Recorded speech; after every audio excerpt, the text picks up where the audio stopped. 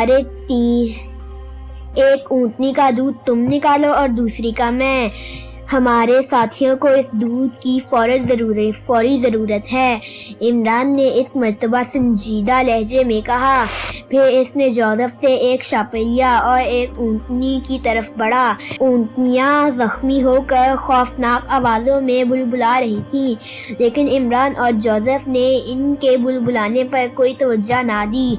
वो बार बार उठने की कोशिश भी कर रही थीं, लेकिन इनसे उठा नहीं जा रहा था। इमरान और जोसेफ ने इनका दूध धोना चाहा तो इन्होंने इमरान और जोसेफ को गर्दन से दबोचना शुरू कर दिया। जोसेफ ने ऊँटनी की गर्दन पर एक हल्का सा मुक्का मारा, जबकि इमरान ने ऊँटनी के मुंह पर मशीन पिस्टल का दस्ता मारा।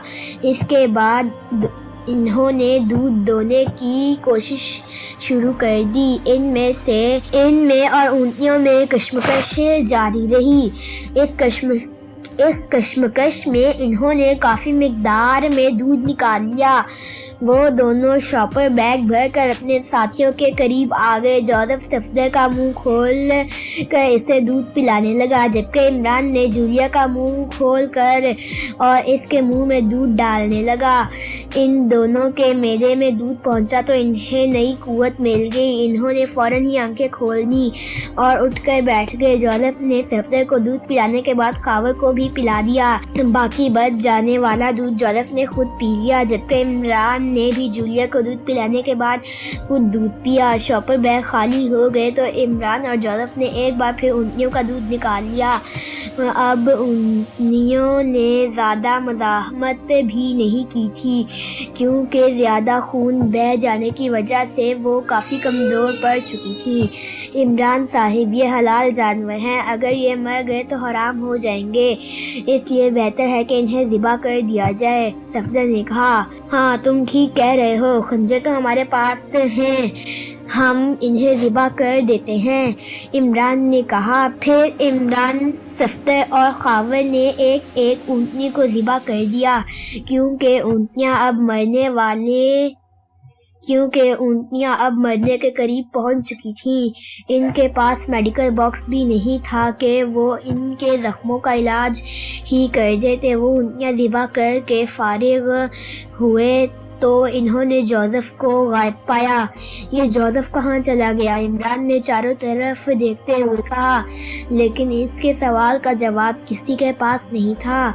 इमरान, सफदर और खावर तो ऊँटनियाँ ज़िबा करने में मसरूफ थे, जबकि जूलिया इन्हें देख रही थी, इसलिए जोसेफ को कहीं जाते हुए किसी ने नहीं देखा था। वो जोसेफ के लिए परेशान हो ही रहे थे कि इन्हें जोसेफ एक तरफ से आता हुआ दिखाई दिया। इसके साथ एक बदशक्ल और भयानक सी औरत और दूसरा करियल सूरत मर्द था।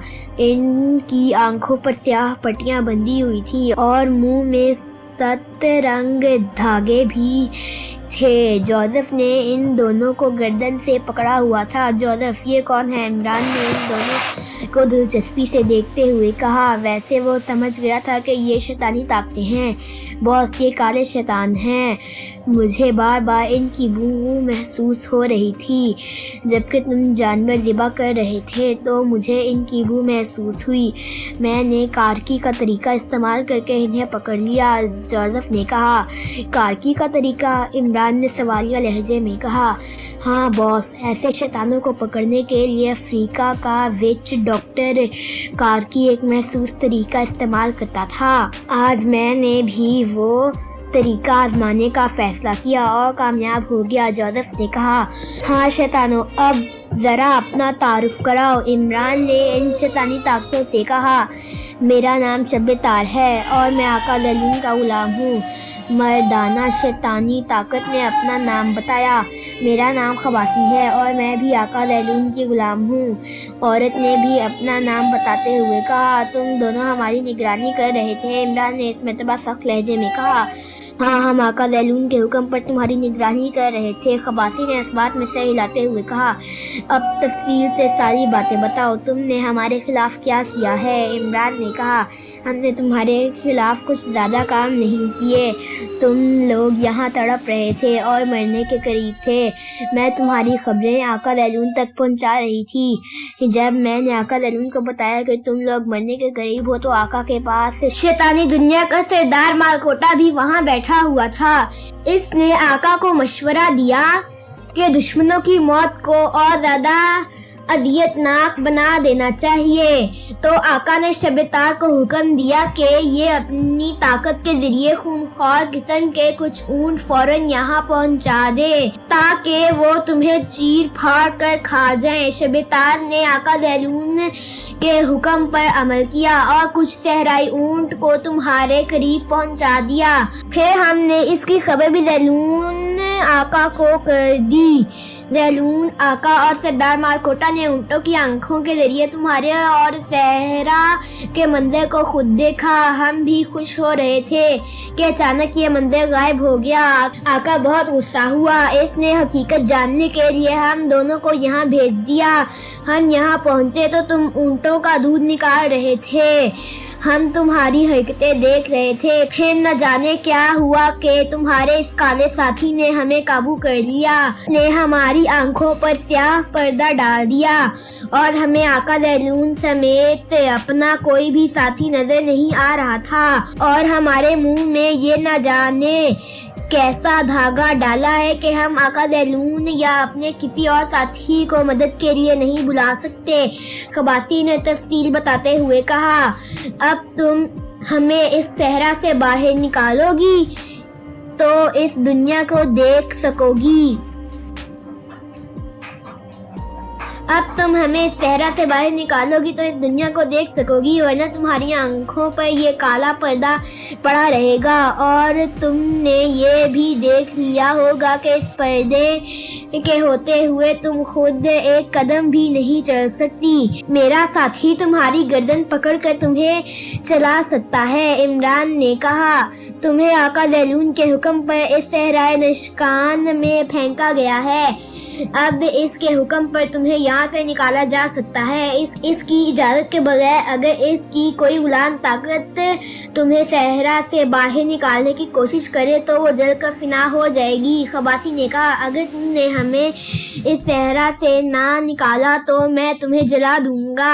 मैंने पहले भी ज़ैलून की 2 ताकतों को जलाया है, तुम्हें मालूम ही होगा। इमरान ने सख्त लहजे में कहा, हाँ हम जानते हैं, तुमने तारशाही और कशीली को जलाकर फिना कर दिया है, लेकिन हम भी मजबूर हैं। आका के हुक्म के बगैर हम तुम्हें यहाँ से नहीं निकाल सकते। इस मर्तबा शब-ए-तार ने कहा, ठीक है, अगर तुम मेरा हुक्म नहीं मानते तो फिर मैं तुम्हें भी जला देता हूँ। इमरान ने मुंह बनाते हुए कहा, नहीं, महान आका का वास्ता हमें ना जलाना। खबासी ने खूंखार लहजे में कहा, मैं तुम्हारे महान आका को रखता हूँ अपनी जूते की ठोकर पर। इस खबीस का मेरे सामने नाम मत लो। इमरान ने उसीले लहजे में कहा और साथ ही इसने खबासी को एक थप्पड़ भी रसीद कर दिया। इसका थप्पड़ खाकर खबासी लड़खड़ा कर गिर गई। इमरान मुतवज़्ज़िन का विर्द करने लगा। वेद करके इसने खबासी और शब-ए-तार पर फूंक मारी तो इन्हें भग से आग लग गई और इनकी कर्बनाक चीखों से सहरा गूंजने लगा। थोड़ी ही देर में वो दोनों जल कर फिना हो गई। अब शाम हो चुकी थी और गर्मी की शिद्दत में काफी कमी हो गई थी।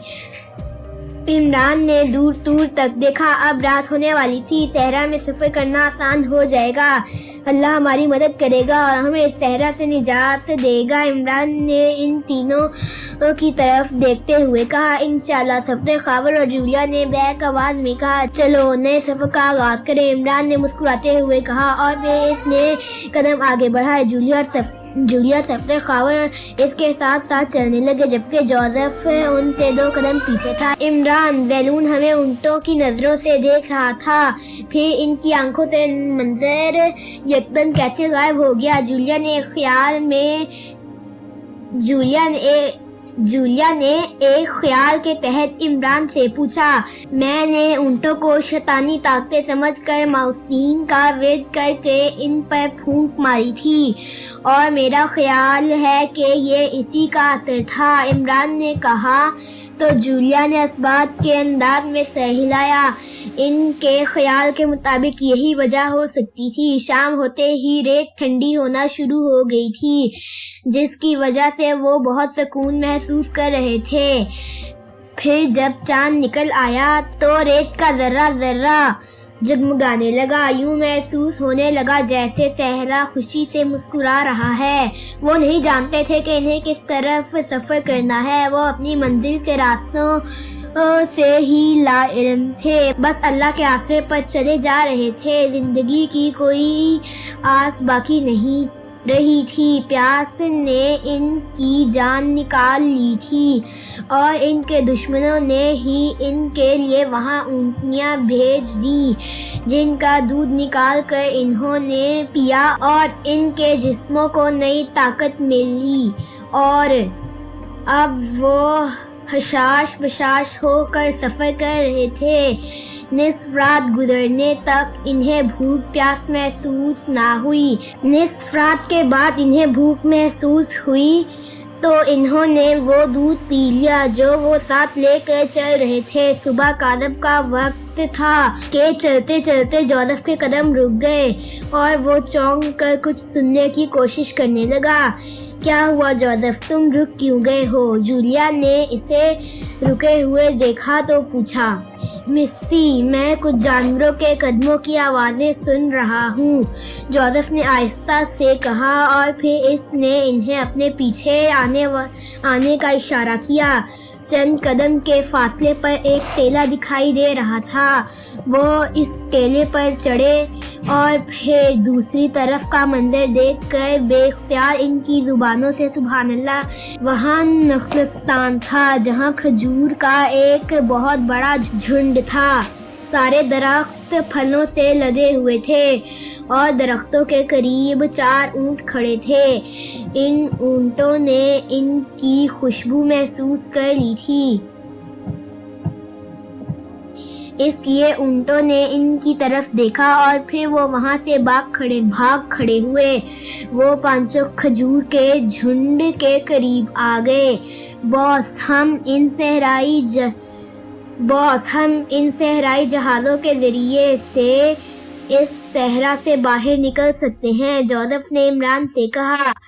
ہم انہیں قابو کیسے کریں گے؟ ہمارے پاس رسی نہیں ہے، ان کے ناک میں ڈالنے کے لیے نکیل نہیں ہے، اور پھر یہ اونٹ انسانوں میں رہنے کے عادی نہیں ہیں، یہ ہمارے ہاتھ کیسے لگیں گے؟ عمران نے کہا، باس، میں کھجور کے پتوں سے رسی بھی بنا لوں گا، کھجور کے درخت سے ہی میں نکیل بھی بنا لوں گا۔ اس کے بعد انہیں قابو کرنا میرے لیے مشکل نہیں ہوگا۔ جوزف نے کہا، اچھا، کیا افریقہ کے وچ ڈاکٹر صحرائی اونٹ بھی قابو کر لیتے ہیں؟